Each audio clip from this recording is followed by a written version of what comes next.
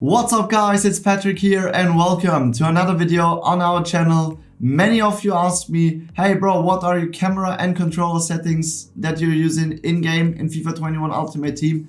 And today I want to show them to you. Last week in League I've managed to hit Elite 2. It was a very nice week in League. I was at the road to Elite 1, but then I managed to face Kaska, a pro player from Germany, and he won 5-3 against me. It was a very tough match. He played very good, but all in all, it was a very good week in League. And during the week, I made a few training games against a top 200 player and talked a lot with him about my gameplay and also about my camera and controller settings. I changed them a bit and now they're perfect for me. And now I want to show you them that you can copy them or adapt it to your style of play. Let's get into the settings.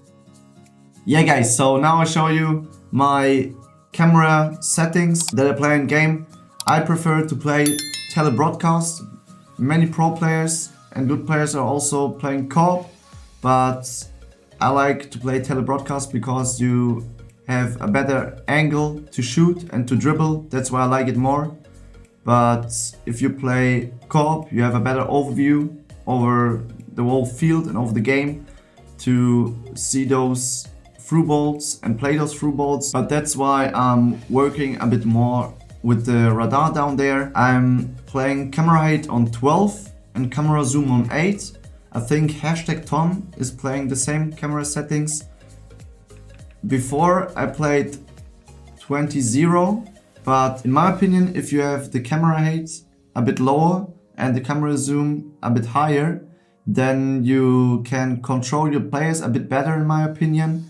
And they're more fluent in dribbling, but you have to try it out and adapt it to your playstyle, you know, how you prefer it. Try 12-8. In my opinion, it's very good to dribble, to be in good shooting spots, and you have to work with the radar a bit more. But if you get a feeling for it and know how to do it, then they're insanely good tactics. But the most important thing, guys, is that you adapt it to your style of play. So in my opinion, because I'm like to do the left stick dribbling a lot, I like to do the direction nutmegs, the elasticals, these settings are the best for me.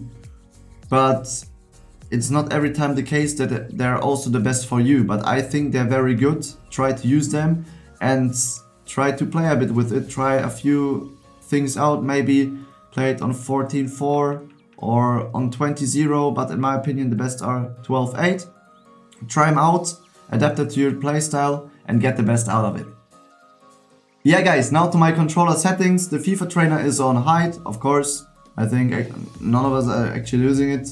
And then the time finish is on because I use it not a lot, but I use it sometimes in game. For example, if I want to do some shots from 4 areas, or also sometimes in the box if I want to do a shot with a bit more power, then I try to hit the green time finish. And sometimes it's actually working very good for me. That's why I'm having it on. But if you're never using it, then I would turn it off. If you know how to use it, then sometimes it's very effective, but if not, just turn it off. I have it on. Next player switch indicator is on. Pass block assistant is on. Auto switching are on air balls and loose balls. Auto switching move assistant is on high. Jockey is on assisted. Auto flare pass is off because why should I do flare passes automatically? I just want to play my game normally. Auto clearance is on, auto shots on, player lock on because I use it. If you don't use it, maybe you can turn it off, but sometimes it's very effective. I would suggest you to learn it and know how to use it because in some situations it's very nice to use the player lock.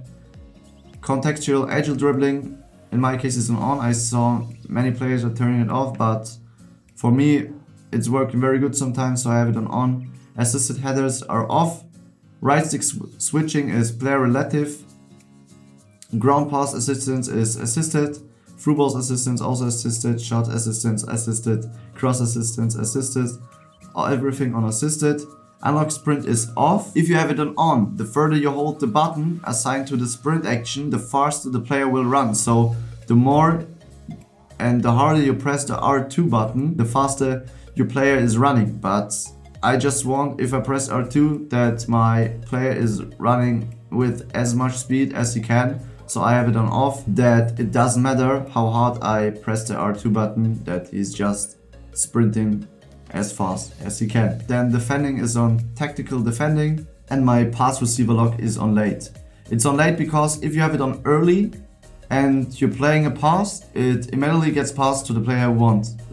Maybe you think, okay, that's good if the pass actually directly getting to another player, but if you have it on late and sometimes you want to pass the ball to a player and see, oh, it gets intercepted by the AI or by the opponent, then you can point to another player in the last moment, and instead of playing the pass that gets intercepted, you can switch at the last moment to another player and play the safe ball, you know. So in my opinion, late is a bit better. I like it a bit more, and I would also suggest you to have it on late. Yeah guys, and these are my camera and controller settings. I hope they help you. Very important, adapt them to your style of play to get the best out of it. If you want to see more content like this in the future, please don't forget to drop a like and a follow. See you guys next time.